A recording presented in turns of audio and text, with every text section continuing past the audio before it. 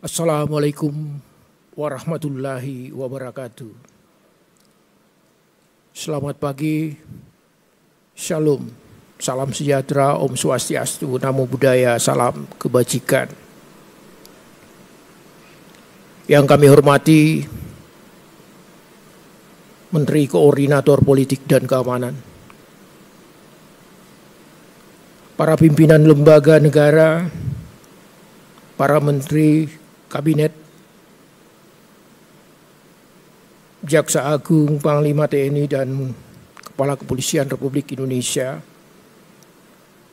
para gubernur, bupati, wali kota,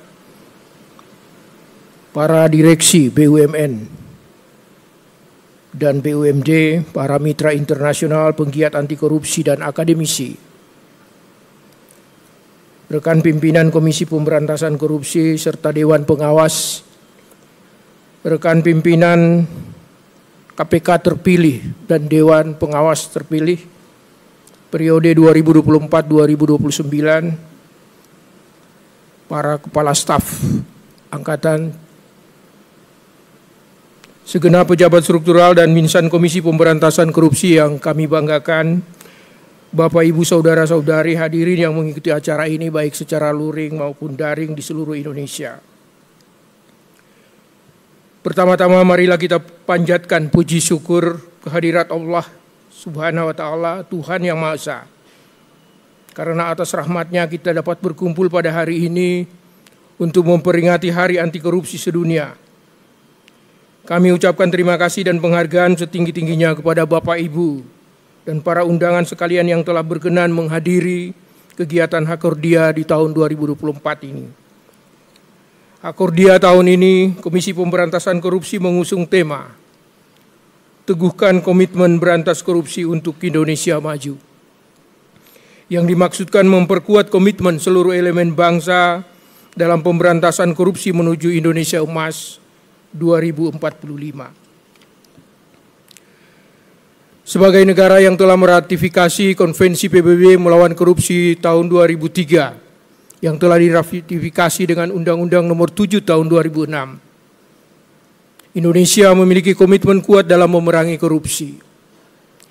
Hari Anti Korupsi Sedunia ini kita peringati sekaligus untuk mengevaluasi kemajuan yang telah dicapai dan mengidentifikasi langkah-langkah yang perlu diambil untuk memperkuat upaya pemberantasan korupsi. Kami laporkan rangkaian Hakordia tahun 2024 ini dilaksanakan selama 2 hari di kantor Komisi Pemberantasan Korupsi dengan melibatkan seluruh pemangku kepentingan. Berbagai kegiatan anti korupsi digelar mulai dari pemberian apresiasi kepada pemangku kepentingan yang telah berhasil mendorong upaya pencegahan dan pemberantasan korupsi, peluncuran program anti korupsi, Expo Pemberantasan Korupsi yang melibatkan seluruh lembaga aparat penegak hukum dan lembaga pengawasan, pameran pelayanan publik, lelang barang rampasan, hingga berbagai kegiatan seminar atau workshop anti korupsi. Setelah acara pembukaan ini, kami berharap Bapak, Ibu, dan hadirin juga berkenan menyaksikan secara langsung pameran barang rampasan di bagian depan gedung Komisi Pemberantasan Korupsi, sekaligus menyaksikan upaya yang telah dilakukan untuk mengembalikan keuangan negara dari perkara korupsi yang ditangani Komisi Pemberantasan Korupsi. Bapak, Ibu, para hadirin yang kami hormati, sejak pembentukannya KPK telah menjadi garda terdepan dalam upaya pemberantasan korupsi di Indonesia. KPK tidak hanya bertugas menindak pelaku korupsi tetapi juga melakukan upaya pencegahan melalui rekomendasi perbaikan sistem, layanan publik, dan pendidikan anti korupsi yang bertujuan untuk membangun budaya anti korupsi di tengah masyarakat. Pada upaya penindakan tindak pidana korupsi sejak tahun 2020 sampai dengan 2024 ini, atau selama kurang lebih 5 tahun terakhir ini, Komisi Pemberantasan Korupsi telah menangani 597 perkara. Beberapa perkara tersebut terjadi di berbagai sektor seperti hukum, pembangunan infrastruktur, perizinan, sumber daya alam, pendidikan, hingga kesehatan. Penindakan tindak pidana korupsi tidak hanya untuk memberikan efek jera bagi para pelakunya, namun juga untuk pemulihan kerugian keuangan negara secara optimal.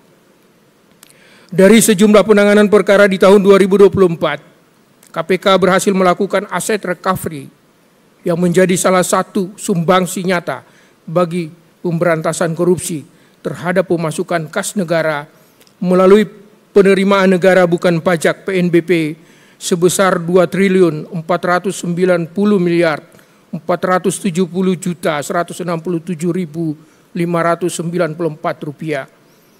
Khusus untuk tahun 2024 total aset recovery adalah sebesar 677 miliar 593 juta 85.560 rupiah. Upaya pencegahan korupsi dilaksanakan Komisi Pemberantasan Korupsi sesuai dengan amanat Undang-Undang Nomor 19 Tahun 2019. Salah satunya melalui fungsi pendaftaran dan pemeriksaan LHKPN. Namun kebenaran isi laporan masih memprihatinkan. Pemeriksaan LHKPN masih menemukan indikasi penerimaan suap dan gratifikasi. Kami mendorong berbagai instansi menjadikan LHKPN sebagai instrumen penting dalam pertanggungjawaban pejabat publik kepada masyarakat dalam bentuk penyampaian LHKPN yang benar-benar isinya dan sesuai dengan kenyataannya. Fungsi monitoring atas sistem administrasi pemerintahan dilakukan melalui kajian teknis dan masih menemukan berbagai kelemahan dalam sistem di berbagai sektor. Berbagai perbaikan sistem pada sektor yang berpengaruh pada kehidupan masyarakat, seperti kesehatan, pendidikan, pengelolaan haji, kredit macet di berbagai bank pembangunan daerah, hingga pengelolaan sumber daya alam hutan tambang menjadi fokus fungsi monitoring Komisi Pemberantasan Korupsi. Untuk mengukur kedalaman korupsi sekaligus efektivitas pemberantasan korupsi di Indonesia, KPK melaksanakan survei penilaian integritas. Survei penilaian integritas yang sudah menginjak tahun keempat ini dilaksanakan untuk 92 instansi di pusat dan 542 pemerintahan daerah. Pada upaya pencegahan korupsi pemerintahan di daerah, KPK mendorong perbaikan tata kelola pemerintahan dan pelayanan publik melalui Indeks Pencegahan Korupsi Daerah yang diukur melalui Monitoring Center of Prevention (MCP) yang berfokus pada 8 area. Indeks ini menggambarkan capaian upaya pencegahan korupsi pemerintah daerah yang dipantau KPK bersama dengan Kementerian Dalam Negeri dan BPKP. Pada tahun 2023, capaian Indeks Pencegahan Korupsi Daerah sebesar 75. Melalui MCP, KPK bersinergi bersama pemerintah daerah dan instansi terkait lainnya, sehingga berhasil menyelamatkan keuangan daerah sebesar 114,3 triliun melalui penertiban aset dan penagihan tunggakan pajak daerah. Pada upaya pendidikan anti korupsi, KPK intens mendorong implementasi kurikulum anti korupsi dan perbaikan ekosistem pendidikan yang berintegritas. KPK pun terus mengajak pelibatan masyarakat melalui program penyuluh anti korupsi, ahli pembangunan integritas,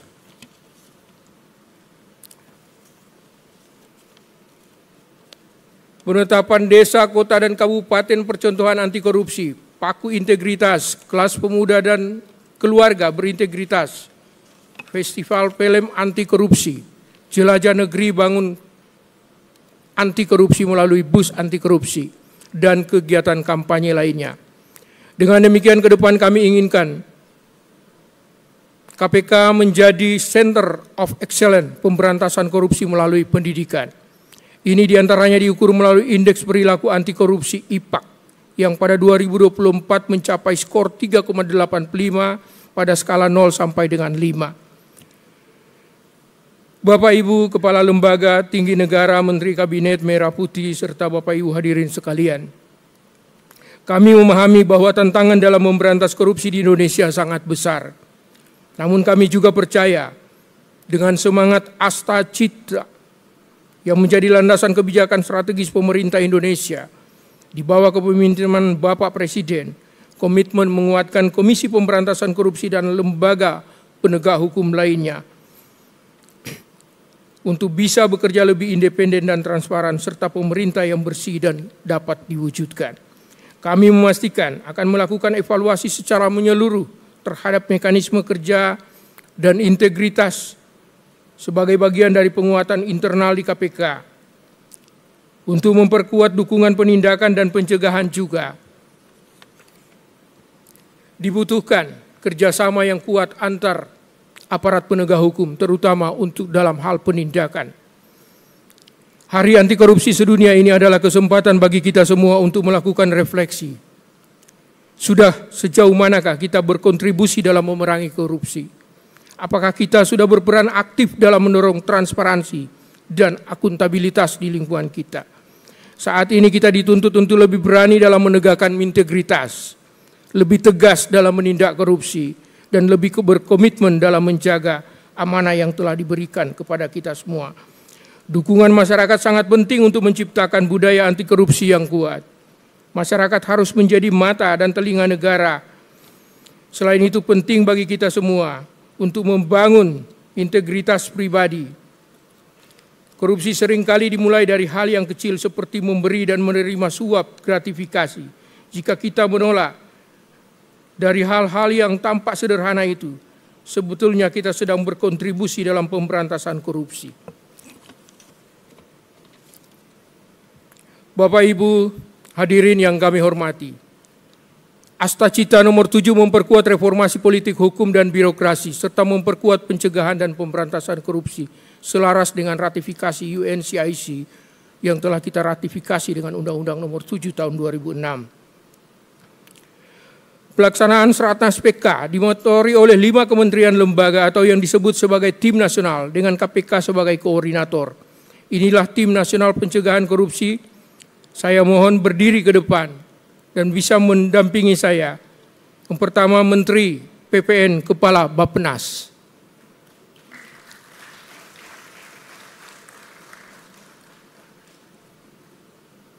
Yang telah membantu urusan perencanaan pembangunan termasuk dengan perencanaan. Bapak Menteri Dalam Negeri atau yang mewakili, yang membantu urusan pelaksanaan aksi di daerah.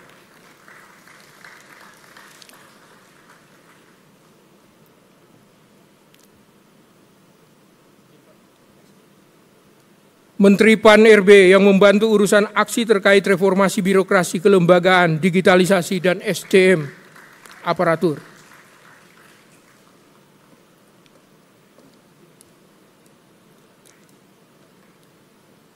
Kepala Staf Kepresidenan KSP untuk sinkronisasi dan pengendalian program prioritas Presiden dan yang akan melaporkan hasil Seratnas PK kepada Bapak Presiden setiap 6 bulan sekali.